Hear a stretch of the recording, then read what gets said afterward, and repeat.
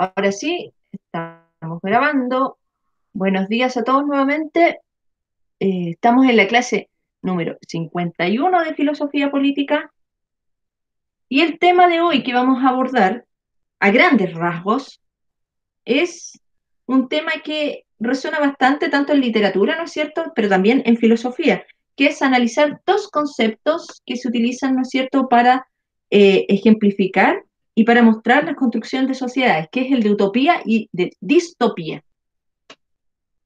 Por casualidad, ¿los vieron alguna vez en lenguaje esos conceptos?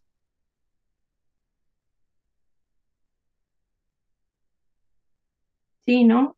En lenguaje, no sé qué les hace a ustedes, si les hace el profe Offerman o el profe Reinaldo, ¿qué les hace clase a ustedes? Ya, no lo vieron. ¿Reinaldo o el profe Offerman? Reinaldo. Reinaldo. Ah, ya. Bueno, pues yo sé que estos conceptos se usan mucho en literatura y se los ve, ¿no es cierto?, en esa asignatura. Tal vez no son de tercero medio, tal vez son anteriores o posteriores. Pero bueno, eso es lo que vamos a ver hoy día. El objetivo entonces de esta clase va a ser que usted analice y fundamente problemas presentes en textos filosóficos, considerando sus supuestos, conceptos, métodos de razonamiento, implicancias en la vida cotidiana. El indicador de logro es que entienda la distinción, logre reconocer la distinción entre utopía y distopía y que define una postura personal frente a diferentes razonamientos filosóficos analizados en textos. Obviamente, hoy día vamos a trabajar, ¿no es cierto?, la distinción, cómo se construyen estos conceptos y ya el día jueves vamos a trabajar otro concepto, perdón, otro importante pensador que destaca dentro de la utopía, que es Tomás Moro, y el lunes yo creo que vamos a realizar la lectura. Y como les explicaba la clase anterior, ya las lecturas las vamos a hacer en horario de clase, es decir, nos conectamos a tal hora, está el texto, lo resuelven, lo dejan arriba y se pueden retirar. No vamos a hacer la clase como otras veces que yo los dejaba, ¿no es cierto?, trabajando y yo me iba. De todas maneras voy a hacer un texto cortito, no voy a trabajar un texto largo que nos lleve, ¿no es cierto?, los dos bloques o toda la hora. Va a ser una tarea nomás. O podemos hacer un cuestionario también para hacer algo distinto. Más adelante, si seguimos hacia el segundo semestre, lo más probable es que tal vez hasta los haga exponer unos 2 minutos a cada uno respecto a un concepto o a un tema en específico. Ya, eso sería como introductorio. A ver, la utopía es una palabra de origen griego, eso me designa la etimología, la raíz de la palabra, de dónde viene. Y es una palabra compuesta por, ¿no es cierto?, ou, que significa no, y topos, esas como juntitas así, como dos T juntitas, eso es una P en griego, topos, que significa lugar. Entonces, se traduciría, ¿no es cierto?, de manera literal, como lo no lugar, lo que no tiene ningún lugar. Esa es como la traducción eh, literal. Ahí aparecen otras distinciones, ¿no es cierto?, que se agregan también al concepto o cómo la palabra también podría variar, que tiene que ver con el eu, con el buens y con el topos, que significa buen lugar o el mejor de los lugares. Pero generalmente utopía se entiende como lo que no tiene lugar. Históricamente se pueden analizar como diferentes formas en que la han presentado los filósofos. La primera utopía que se concibe o que se puede establecer, a pesar de que Platón no lo escribió de esa manera, ¿no es cierto?, aparece en la República. Ustedes saben que Platón es un filósofo muy, muy antiguo, del siglo IV antes de Cristo. Y en la República, ¿no es cierto?, él plantea un Estado, una república, ¿no es cierto?, perfecta, la cual debiera estar gobernada por la aristocracia. Sin embargo, esta aristocracia que señala Platón es una aristocracia que no tiene que ver con una élite como podríamos señalar, a ver, como una élite de riqueza o como una élite, ¿no es cierto?, especial, sino que tiene que ver con una élite intelectual. Para Platón, ¿no es cierto?, el verdadero gobernante, el gobernante más sabio de esta élite, ¿no es cierto?, de esta aristocracia, tiene que ser un filósofo. Ese es como, a grandes rasgos, la utopía de Platón. También se concibe, ¿no es cierto?, en otra obra de San Agustín, que se llama La ciudad de Dios, donde San Agustín retrata una sociedad, ¿no es cierto?, en la cual se derrotarían a todos los paganos. Por eso se habla de utopía. Y la que es más conocida, la que vamos a analizar la próxima clase, es de un autor, ¿no es cierto?, que se llama Tomás Moro, que se llama justamente el libro de Utopía, la isla de Utopía, que fue escrita en el 1516. ¿Cuáles son las características de una utopía o de esta sociedad utópica que en el fondo se concibe pero no existe en ningún lugar? Tiene ciertas características esenciales. Bueno, se habla en primer lugar de la utopía que no habría ningún problema en la sociedad. Por eso siempre habría pacifismo, igualdad, no habrían problemas de propiedad, ¿no es cierto?, privada, toda la propiedad sería común y la felicidad regiría a todos los integrantes de esa sociedad. El futuro sería esplendoroso, ¿no es cierto? Y siempre habría una esperanza positiva respecto a lo que me trae la concepción social de utopía. Esas es como las características principales. En primer lugar, entonces, me tiene que quedar claro que la utopía es lo que no existe propiamente en la realidad. Existe, ¿no es cierto? O se concibe como un no lugar. Por otro lado, tenemos esta otra palabra que también es griega y que significa, ¿no es cierto?, lo opuesto a utopía. Dis es opuesto, es como la antiutopía, como la cacotopía, que significa como lo malo, como el lugar malo. De hecho, cacos significa malo en griego. Y también es una comunidad ficticia, ¿no es cierto? Una sociedad ficticia que se sustenta sobre ciertos ideales filosóficos y políticos, pero donde estos mismos patrones de pacifismo, igualdad, propiedad común, no generan la felicidad al individuo, sino que generan un mundo completamente horrible, un mundo completamente, ¿no es cierto?, opuesto a lo que mostraba la utopía, que era un mundo, ¿no es cierto?, perfecto, un mundo ideal. La distopía me muestra un mundo o un futuro totalmente desastroso. Por eso, por ejemplo, hay muchas películas que eh, trabajan muy bien lo que tiene que ver la distopía. A ver, déjenme pensar en una de ellas. No sé si vieron alguna vez una película, y de hecho está el libro también que se llama La carretera. ¿Sí? ¿No? Ahí, por ejemplo, les voy a contar a grandes rasgos la historia. Si la pueden ver, la recomiendo porque me parece que está hasta en YouTube. Es una película, ¿no es cierto?, donde aparece un futuro en el cual no hay ningún orden establecido porque el mundo o la tierra ha empezado a perecer. Entonces ya no hay alimento, los árboles murieron, eh, el- la tierra está como en un caos completo. Entonces, ¿qué empieza a suceder? Las personas para sobrevivir empiezan a recurrir al canibalismo. Entonces la historia central es la de un padre con su hijo pequeño, como de 7 años, 6 años, que huyen de estas otras como comunidades que se empiezan a organizar para empezar a comerse a los otros. Como que unos se transforman en lobos y otra parte de la sociedad se transforma en ovejas, o en el fondo los que se empiezan a comer. Y la película es bien como angustiante, pero es muy buena. Esa película muestra una distopía.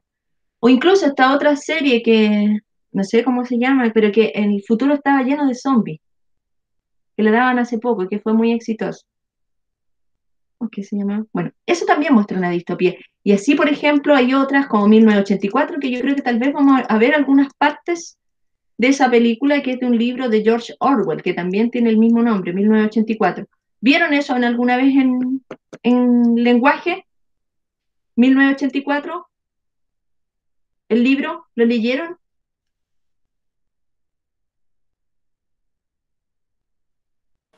No, No. ¿Pero vieron esta serie de zombies que daba el cable? tampoco. Oh.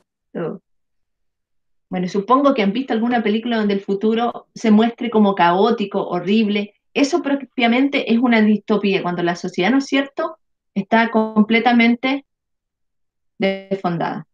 Ya, sigamos entonces. Hasta el minuto espero que se entiendan las distinciones. Me tienen que detener si es que vamos muy rápido. ¿Hay alguien que quiere entrar a la clase? Ah, menos mal que se conectó. Ya, vamos a hacer un break. Daniel, buenos días. Tengo una dificultad con tu trabajo, Daniel, del afiche de política, para que me lo subas de nuevo, pero con otro formato, porfa, que no puedo hacer modificaciones. No sé si me entiende, como para poner la rúbrica, insertar la rúbrica.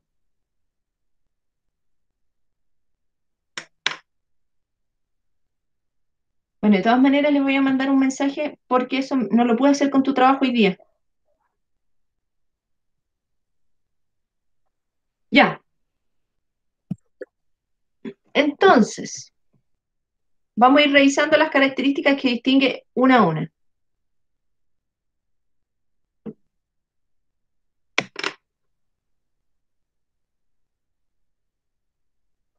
Para los que se vienen recién conectando, estamos hablando la organización o cómo se conciben las sociedades, ¿no es cierto?, desde diferentes perspectivas. Estamos hablando de dos conceptos que se utilizan tanto en literatura como en filosofía, que se llama utopía y distopía, ¿no es cierto? La utopía decíamos que es o se entiende como lo que no está en ningún lugar. En ese sentido podríamos hablar lo que sería ideal, en el cual se dan condiciones de igualdad, ¿no es cierto?, de justicia de manera acabada, sin que haya como conflicto entre los ciudadanos. Y por ende, el futuro, ¿no es cierto?, es algo muy esplendoroso y esperanzador. En cambio, la distopía, que se nutre mucho de la utopía, es el escenario completamente distinto en el cual el futuro o esta sociedad que se concibe es una sociedad que está completamente desarticulada, que no tiene, ¿no es cierto?, una organización y el futuro se ve de manera apocalíptica, como se señala acá. Entonces, se piensa, ¿no es cierto?, en una sociedad imaginaria, pero la finalidad o la forma de concepción son diferentes tanto en la utopía como en la distopía. Por ejemplo, los ideales que se perciben en ambas son también, los ideales políticos y filosóficos son diferentes. Por ejemplo, en la utopía, la justicia, la naturaleza bondadosa del ser humano y la lógica del futuro es compartido. No hay problemas en ese sentido. En cambio, en la distopía se percibe, ¿no es cierto?, el autoritarismo, el totalitarismo, el control absoluto del Estado y el condicionamiento de los seres humanos. Es decir, los seres humanos en una distopía perderían la libertad. El pacifismo de igualdad, lo dije recién, ¿no es cierto? En la utopía del poder, ¿no es cierto?, horizontal y bidireccional, tanto de ciudadanos como de gobernantes. No hay conflictos en ese sentido de que uno se aproveche del poder más que otro. En cambio, en la distopía está la manipulación, el adoctrinamiento y la represión. La justicia y la propiedad común. En la utopía, lo justo, lo bueno y lo malo son valores compartidos, todos es de todos. En cambio, en la distopía, el poder regulador de los comportamientos ciudadanos y las nociones de bien y del mal. A ver, espérame. Poder regulador de los comportamientos ciudadanos y las nociones de bien y de mal. Nada es del individuo, todo pertenece al Estado. Es como lo que pasa un poco en Corea del Norte, donde las personas no pueden tener miedo. Y la felicidad del colectivo es la felicidad del individuo. Es decir, si todos son felices, el individuo también es feliz. Se pierde un poco en la utopía, ¿no es cierto?, esta noción de individualidad. Y en la distopía, ¿no es cierto?, se sacrifica la felicidad individual por las conveniencias colectivas, que pueden ser reales o ficticias. Y yo creo que acá muchos tienen que estar preguntándose ciertas cosas, así que vamos a dar un tiempo. Preguntas, ¿qué no se entendió? Lo radical, por ejemplo, si yo le pregunto a Ariel, ¿cuál sería la radical diferencia entre utopía y distopía? Lo medular. ¿Qué me respondería? Supóngase que se lo pongo en un trabajo eso, o en una tarea.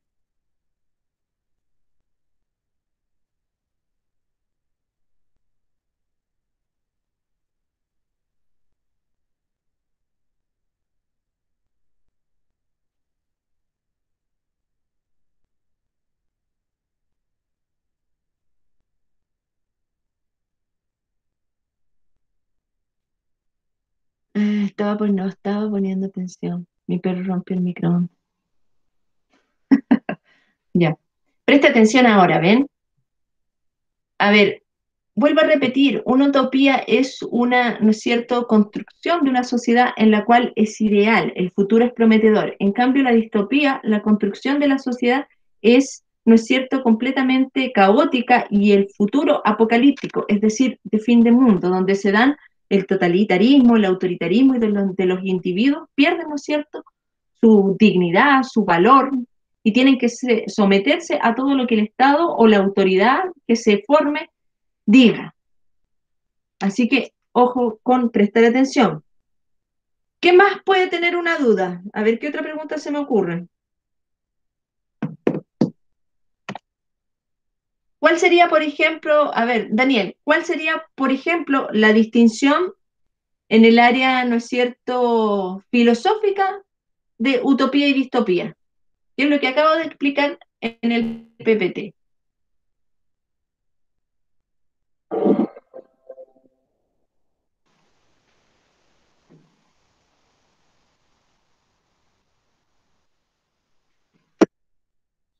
¿Ya?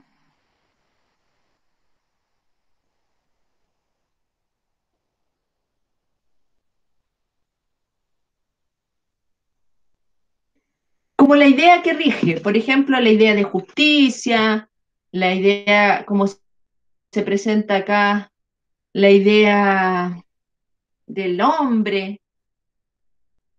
¿Cómo sería en una utopía y cómo sería en una distopía?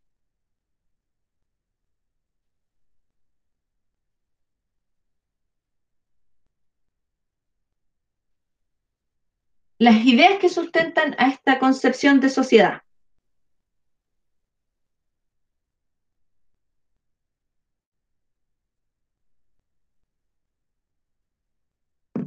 En la utopía, la igualdad y la libertad. Ya, perfecto. Y en la otra, lo contrario, claro. Efectivamente, ¿no es cierto? Con una distopía, un ser humano no tiene la posibilidad de tener libertad, vive de acuerdo a la necesidad y el horizonte, ¿no es cierto? Es totalmente adverso. La utopía concibe al hombre como siempre bueno, como que siempre, ¿no es cierto?, se puede ir rigiendo y va a encontrar como soluciones a los problemas de manera armónica. Si bien, por ejemplo, la utopía de Tomás Moro, que es la que vamos a analizar el día jueves, tiene o muestra, ¿no es cierto?, situaciones que pueden ser complejas, siempre se resuelven de manera positiva.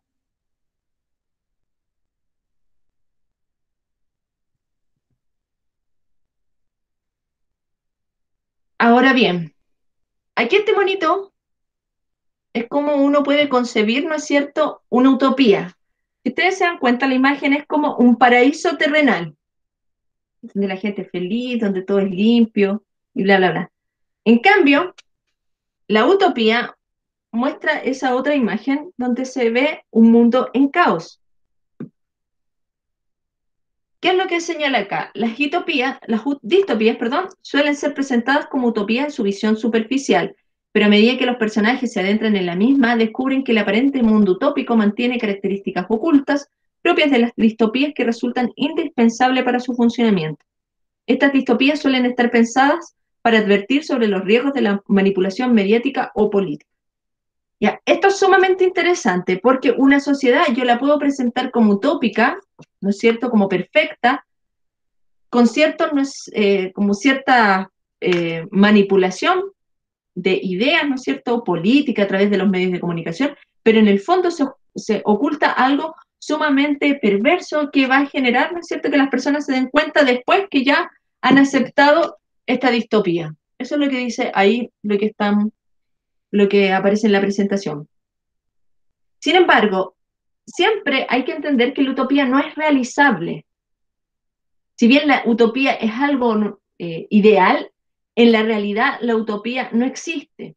Y eso es un tema, ¿no es cierto?, que las personas en política muchas veces no se dan cuenta. Piensan que, por ejemplo, el hecho de establecer una igualdad en un papel, por ejemplo, igualdad para todos los seres humanos, es algo que se va a dar de manera natural en toda la sociedad. Y lamentablemente las experiencias y los hechos señalan que siempre van a haber dificultades o desigualdades en todos los sistemas políticos. ¿Por qué? Porque el ser humano, ¿no es cierto? Ya lo hemos analizado hasta el cansancio, es una persona Es un ser que se habitan dentro de él, ¿no es cierto? Un lobo por una parte, como decía Hobbes, y también un buen salvaje, como decía Rousseau. O sea, puede ser bueno, pero también puede actuar de manera muy maliciosa contra otros. Por ende, cuando las cosas no están bien reguladas, y aun cuando estén bien reguladas desde el ámbito político y judicial, siempre se van a dar desigualdades. Por ende, la utopía, que es este mundo sin desigualdades, ¿no es cierto? Este mundo perfecto, no es posible de realizar. Si yo trato de implantar una utopía en la realidad social, ¿qué es lo que me va a generar? Un fracaso total. Cuando, por ejemplo, yo hablo de igualdad, que todas las personas sean iguales, yo creo que ese es un tema que es utópico. Yo puedo ser, ¿no es cierto?, tener igualdad frente a la ley, frente a ciertas situaciones, ¿no es cierto?, que me reconozcan ciertos derechos para todos de la misma manera, ¿cierto? Pero si yo, por ejemplo, digo, y extrapolo este tema y digo, no, es que tienen que ser todos iguales. No se puede, porque yo soy diferente físicamente, por ejemplo, no soy igual a otra mujer, usted tampoco es igual a otro joven. Todos tenemos ciertas desigualdades. Algunos son más inteligentes, les va mejor en matemáticas, otros les va mejor en arte. Siempre van a haber desigualdades y son propias de la naturaleza. ¿Usted ve que todos los árboles tienen el mismo tamaño? No, ¿cierto? La igualdad siempre tiene que cumplir cierta función que tiene que estar dada por ley, pero no una igualdad, ¿no es cierto?, en la cual yo quiera equiparar a las personas como en masa, como un prototipo eh, ficticio, podríamos decir, de ellos mismos. Y para terminar, les quiero hablar de una de las personas que aparece, ¿no es cierto?, con una concepción utópica o social, ¿no es cierto?, que es este francés, que es Charles Fourier. ¿Por qué me quiero detener en él? Un poquito, porque en el fondo él presenta, ¿no es cierto?, una situación utópica de construcción, ¿no es cierto?, social, en la cual él proponía o enfocaba, ¿no es cierto?, la felicidad entendida dentro de la sociedad, ¿no es cierto?, como la satisfacción de los sentidos de los placeres. Para Fourier, los humanos, dice, deben seguir los impulsos afectivos que tenemos y deben hacer lo que queremos, sin restringirse. La única restricción que ponía Fourier, ¿no es cierto?, es que usted le generara un daño físico a un otro. Pero en el fondo todo como las trabas que habían dentro de los aspectos afectivos que uno de pronto eh, se gestaba, él no las consideraba como posibles dentro de utopía de sociedad feliz.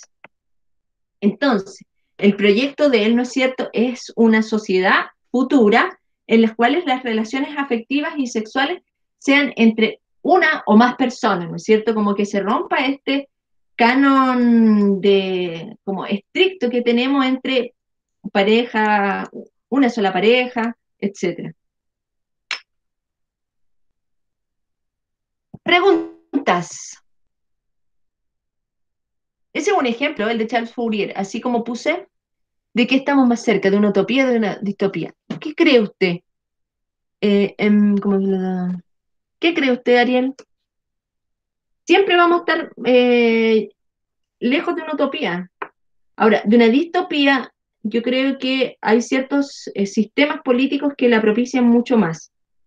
Por ejemplo, uno ve la condición en la cual están las personas en Venezuela, o por ejemplo, cómo están en ciertos países en África, donde los alimentos son escasos, donde el agua es escasa para su sobrevivencia. Y tú te das cuenta que como planeta, porque nosotros no podemos pensar la política tan aislada, en un mundo globalizado, todo ciertamente repercute de una manera u otra en los países. Yo creo que lamentablemente, como a pesar de que el sistema, entre comillas, ha beneficiado a algunos países así de manera extraordinaria, hay otros países que han quedado como muy por detrás, muy por debajo. Por ejemplo, el mismo Latinoamérica nunca ha podido prosperar, no tenemos ningún país desarrollado en Latinoamérica. Y eso igual es llamativo. ¿Por qué, por ejemplo, otros países sí han logrado dar el despegue y han bajado índices de pobreza? ¿Y por qué Latinoamérica, el continente africano, ¿no es cierto?, ha quedado como tan abajo? Entonces, eso igual es llamativo. No sé, yo creo que en futuro nos vamos por buen camino. Soy como pesimista, sí, es lamentable. Pero bueno, siempre van a haber ciertos dominio, la política es muy fea y siempre va a haber dominio de uno sobre otro. De hecho, hay teorías políticas que señalan que a ciertos, como de una u otra manera, a la economía le conviene que hayan países pobres, porque ellos pueden en cierta medida profitar de esos países que no se desarrollen para ellos seguir, ¿no es cierto?, teniendo sus niveles de comodidad. No hay como una búsqueda universal donde todos podamos alcanzar, ¿no es cierto?, niveles de vida prósperos o sin pobreza. Que yo creo que ese es el tema más radical. Cuando ya en un país no tienes para comer, yo creo que eso es terrible. Ya chicos, ¿les quedó claro? Espero la clase de hoy. Distopía, me dice el Ariel. Sí, yo también. Yo creo que en Chile de pronto somos como muy críticos con nosotros mismos.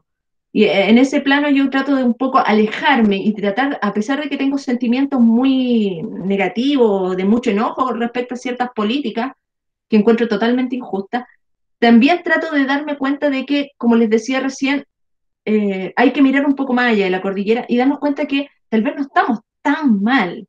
Si bien hay cosas que hay que mejorar, todos los países tienen unas u otras cosas que mejorar.